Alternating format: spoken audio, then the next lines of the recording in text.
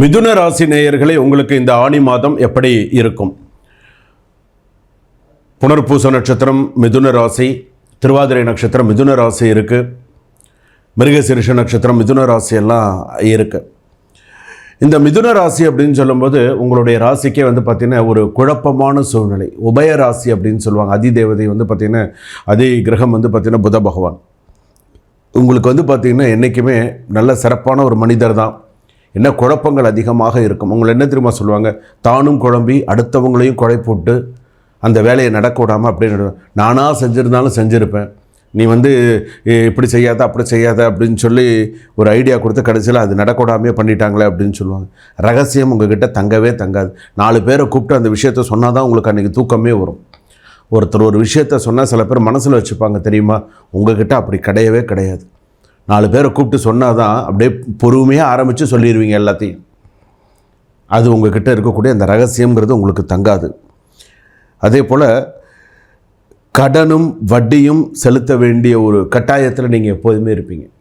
அந்த ஒரு கடன் வாங்குறது, அந்த வட்டி கட்டுறது, இதுக்கான விஷயங்கள்லாம் இருந்துகிட்டே தான் இருக்கும். இதெல்லாம் பார்த்திங்கன்னா உங்களுடைய மிதுன ராசிக்கான சில விஷயங்கள். இது எல்லாமே அதுவும் இப்போ இருக்கக்கூடிய காலகட்டத்தில் மிதுன ராசிக்கான சில விஷயங்கள் அப்படின்னு வரும்பொழுது, இப்போ ஜென்ம குரு ஜாதகத்தில் நடக்குது. குருவோட இப்போ ஆணி மாதம்னு சொன்னாலே சூரியன் ரிஷபத்துலேருந்து மிதுனத்துக்கு வந்தாச்சு.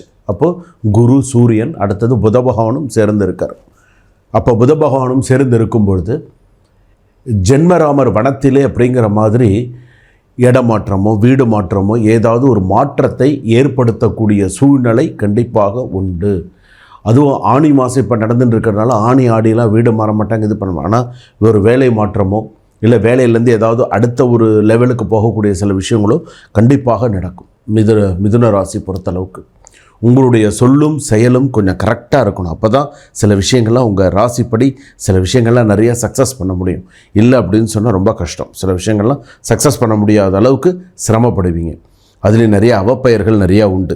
ஏதாவது ஒரு விஷயம் செய்ய போனால் ஒரு விஷயம் சண்டை வருது, பிரச்சனை வருது. நல்லதே பண்ண போனாலும் சில நேரத்தில் பிரச்சனைகள் வருது. இதெல்லாம் என்ன காரணம்? இதெல்லாம் அந்த சில கிரக அமைப்புகள் அப்படின்னு சொல்லும்போது சில விஷயங்கள்லாம் ரொம்ப இதாக இருக்குது. அதே போல் சொத்து தொடர்பான சில விஷயங்கள் அப்படின்னு சொல்லும்பொழுது மிதுன ராசி பொறுத்தளவுக்கு சில பேருக்கு சொத்து அப்படிங்கிறது ஊர் உள்ளே இருக்கும். சில பேருக்கு பார்த்திங்கன்னா முட்டு சந்து அந்த மாதிரி இருக்கக்கூடிய சில இடத்துல அந்த மாதிரிலாம் அமைஞ்சிருக்கும். சொத்து தொடர்பான சில வில்லங்கமான சில சூழ்நிலைகள்லாம் உண்டு. சொத்து விஷயத்தில் கவனமாக இருங்க. வேலை விஷயத்தில் கவனமாக இருங்க. எந்த வேலை செய்கிறோம், நம்ம என்ன வேலை செய்கிறோம், என்னென்ன மாதிரியான சில விஷயங்கள் நமக்கு நடந்தால் நல்லது அப்படிங்கிறதுல கொஞ்சம் கவனமாக இருங்க. காதல் உறவு, காதல் கசந்து போகும், காதல் கைகூடாது, காதல் சம்மந்தப்பட்டதில் பிரச்சனைகள் நிறையா வரும். ஆண்கள் பெண்கள் காதல் சம்மந்தப்பட்டதில் மிஸ் அண்டர்ஸ்டாண்டிங் பேசாமல் இருக்கிறது, பிரிஞ்சு இருக்கிறது, இப்படியான சில விஷயங்கள் கண்டிப்பாக நடக்கும். உங்களுடைய விருப்பங்கள் நிறைவேறும். சில விருப்பங்கள் நிறைவேறும். பிஸ்னஸ் சம்மந்தப்பட்டது, தொழில் சம்மந்தப்பட்டதெல்லாம் ஓரளவுக்கு கொஞ்சம் நஷ்டம் இல்லாமல் ஓடக்கூடிய சூழ்நிலைகள் உண்டு. அடுத்ததாக இல்லற வாழ்க்கை அப்படின்னு எடுத்துக்கும் பொழுது கணவன் மனைவி இல்லற வாழ்க்கை அப்படின்னும்போது ஓயாத சண்டையாக இருக்குது, பிரச்சனைகளாக இருக்குது.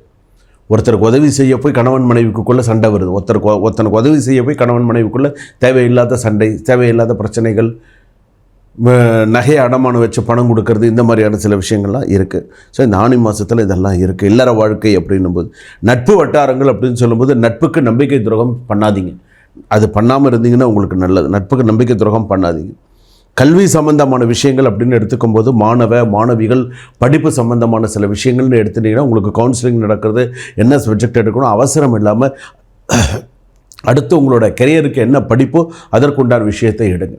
பொதுவாக மிதுன ராசி அப்படின்னு எடுத்துட்டாலே சில பேர் டீச்சராக வரணும்னு நினைப்பாங்க, சில பேர் ப்ரொஃபஸர் லெக்சரர்ஸ் அந்த மாதிரி வரணும்னு நினைப்பாங்க, அதிகார தொழிலில் இருக்கணும்னு நினைப்பாங்க, நர்சிங் தொழிலில் இருப்பாங்க. அதே போல் பார்த்திங்கன்னா அட்வொகேட்ஸ், லாயர் அந்த மாதிரியான சில விஷயங்கள்லாம் வரக்கூடிய சூழ்நிலைகள் இதெல்லாம் உண்டு. முயற்சி செய்தால் அத்தனையும் நல்லபடியாக நீங்கள் உங்களுடைய முயற்சி உங்களுக்கு எது உண்டு அது கண்டிப்பாக நல்லபடியாக நடக்கும். அடுத்ததாக உங்களுடைய இது பார்த்திங்க அப்படின்னு சொன்னால் பொதுவாகவே மிதுன ராசி அப்படின்னு சொல்லும்போது ஏதாவது ஒரு அதிர்ஷ்டக்கல் போட்டுக்கலாமா அப்படின்னு சொன்னால் மரகத பச்சை நல்லா ஒரிஜினலாக இருந்தது அப்படின்னு சொன்னால் இந்த புத பகவானுக்காக போட்டுக்கிறது அது ரொம்ப சிறப்பாக இருக்கும். உங்களுடைய பலவீனம் அப்படிங்கிறது வந்து பார்த்தீங்க அப்படின்னா சொன்ன சொல் காப்பாற்றாமல் இருக்கிறது உங்களுடைய பலவீனமாக இருக்குது. அதாவது நம்ம சொல்லிட்டோமே நம்மளால் பண்ண முடியலையே, மனசு வருத்தப்படுறீங்க, வாக்கு கொடுத்துட்டோமே நம்மளால் பண்ண முடியலையே அப்படின்னு சொல்லி ரொம்ப மனக்குமரல் மன கஷ்டங்கள் அதிகமாக இருக்குது. ஆனாலும் உங்கள் ஜாதகப்படி சில விஷயங்களுக்கு பொறுமையாக நிதானமாக செயல்பட வேண்டும். கலைத்துறையில் இருப்பவர்களுக்கு இந்த மிதுன ராசியில் நிறைய நல்ல விஷயங்கள்லாம் வரும். புதுமையான சில வாய்ப்புகள், புதுமையான சில விஷயங்கள்லாம் வரதுக்கான வாய்ப்புகள் கண்டிப்பாக உண்டு. அதே போல் திருமணம் சம்மந்தப்பட்டது, இப்போ திருமணம் ஏதாவது பேசுனீங்க அப்படின்னு சொன்னால் மிதுன ராசிக்கு கொஞ்சம் தடங்கல்கள் நிறையா வரும். குடும்பஸ்தானம் சுகஸ்தானம் 2026 முயற்சி பண்ணுங்கள், எல்லாமே நல்லபடியாக நடக்கும். அதே போல் கடன் சம்மந்தப்பட்டது, கடன் அதிகமாக வரக்கூடிய சூழ்நிலையாக இருக்கும். கடன் சம்மந்தப்பட்டதில் கவனமாக இருங்க. விவசாயம் சம்மந்தப்பட்ட விவசாயம் செழிக்கும். கடை வச்சுருக்கிறவங்க, சின்ன சின்ன கடை, தினப்படி வருமானம் வரக்கூடிய சில கடைகளாகிறது வியாபாரங்கள் நல்லா இருக்கும். கவுன்சிலிங் போகக்கூடிய மாணவ மாணவிகள் கொஞ்சம் இப்போ நான் சொல்லியிருக்கிற மாதிரி நிதானித்து படித்து என்ன செய்யணும் அப்படிங்கிறத யோசித்து செய்யுங்க. விவாகரத்து சம்பந்தமான சில விஷயங்கள் வந்து பார்த்திங்க அப்படின்னு சொன்னால் மிதுன ராசிக்கு விவாகரத்து ஒரு சைடு இருந்தால் கூட அந்த விவாகரத்துக்கு மேலே ஒரு கேஸ் நடக்கிறதுக்கான வாய்ப்பு இருக்குது.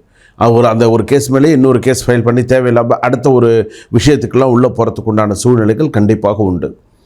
மிதுன ராசி பொறுத்தளவுக்கு பெண்கள் இருக்கீங்க அப்படின்னு சொன்னால் இன்றைக்கி சமுதாயத்தில் இன்றைக்கி எத்தனையோ நல்லது கெட்டது விஷயங்கள் நம்ம பார்த்துட்டுருக்கோம். அதுலேயும் வந்து பார்த்திங்கன்னா பாலியல் வன்கொடுமையில் நம்ம பார்த்துட்டுருக்கோம். அது இந்த மிதுன ராசி பொறுத்தளவுக்கு அதிகமாக சில விஷயங்கள் வரத்துக்கான வாய்ப்புகள் இருக்குது. கவனமாக இருங்க.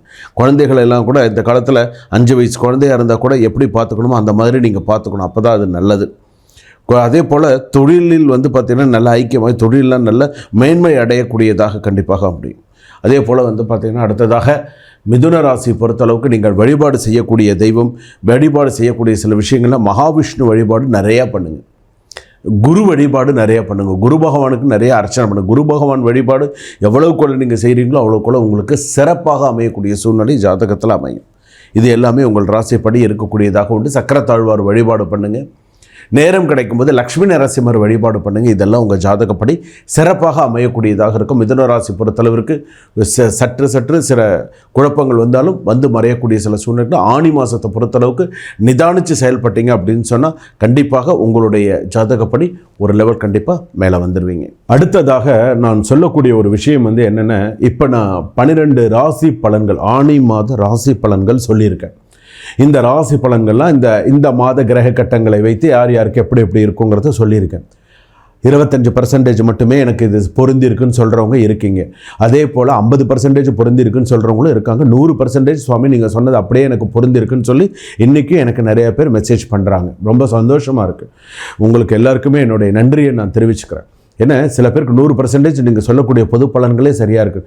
சில பேருக்கு என்ன தெரியுமா சொல்லும், இதெல்லாம் எனக்கு ஒன்றும் சரியாக இல்லையே, இதெல்லாம் எனக்கு ஒன்றும் செட் ஆகலையே, இவங்க சொன்னதெல்லாம் இவர் சொன்னதெல்லாம் எனக்கு எதுவுமே இல்லை அப்படின்னு சொல்லி சொல்லுவாங்க. நிறைய விஷயங்கள் இருக்குது சொல்லுவாங்க. ஆனால் உங்களுடைய சுயஜாதகம் அப்படின்னு ஒன்று இருக்குது. சுயஜாதகம் அப்படின்னு ஒன்று இருக்குது.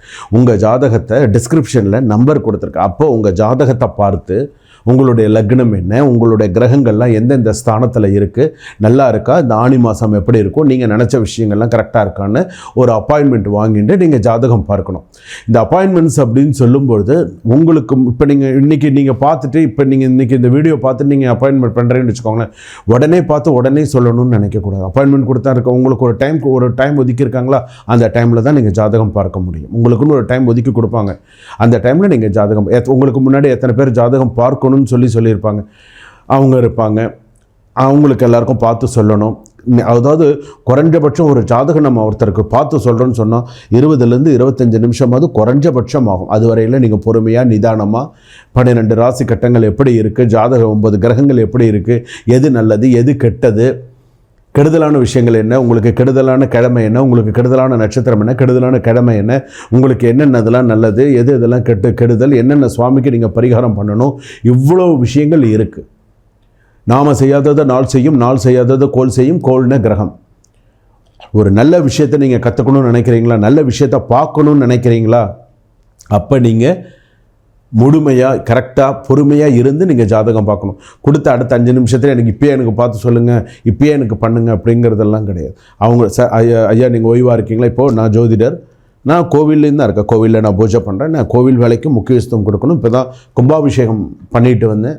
5, 6, 7, 8 இந்த காஞ்சியில் வந்து பார்த்திங்கன்னா திருவண்ணாமலை காஞ்சியில் வந்து பார்த்திங்கன்னா பாலமுருகன் ஆலயத்தில் கும்பாபிஷேகம் 6 காலம் சிறப்பாக கல்யாணம் முடித்து மறுநாள் வந்து பார்த்திங்கன்னா வைகாசி விசாகம், வைகாசி சுவாமி ஊர்வலம், திருக்கல்யாணம், அதுக்கப்புறமா வந்து பார்த்திங்கன்னா அவ்வளோ வேலைகள் இருந்து எல்லாம் முடிச்சுட்டு அப்படி இருக்கும்பொழுது மற்றவர்களுடைய டைமிங்ஸையும் பார்த்து நீங்கள் அதுக்கு தகுந்த மாதிரி டிஸ்கிரிப்ஷனில் நம்பர் வாங்கி அப்பாயின்மெண்ட் ஃபிக்ஸ் பண்ணி நீங்கள் உங்கள் சுய ஜாதகத்தை தெரிஞ்சுக்கோங்க. சரிங்களா? சுபம்.